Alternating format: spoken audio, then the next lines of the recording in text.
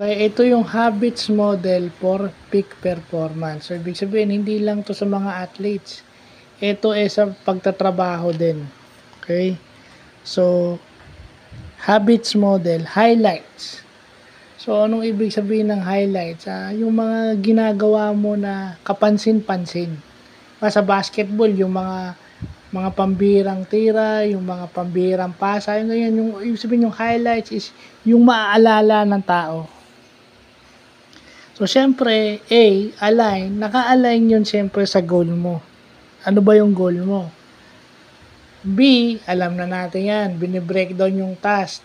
Sa programming yan, parang sinisynthesize. Yung malaking task, you break it down to smaller tasks para magawa mo.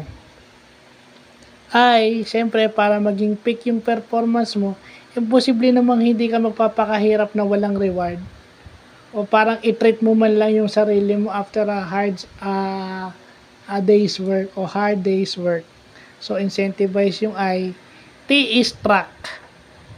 No? Yung progress mo, tinitingnan mo. Yun yung sinasabi ni Kobe. Every day get better. So, dapat natatrack mo yung concepts mo, yung progress mo, progress mo. Sorry. And then, yung sustained, yun yung pinakamahirap. Mahirap na i-track.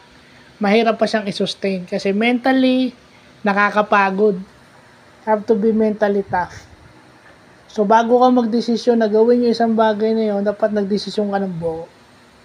Kasi kahit gaano mo, pag nandiyan ka na, may time na magsasawa ka kahit saang bagay. So, mabutit na pag-aaralan itong habits model for peak performance. So, yun lang po.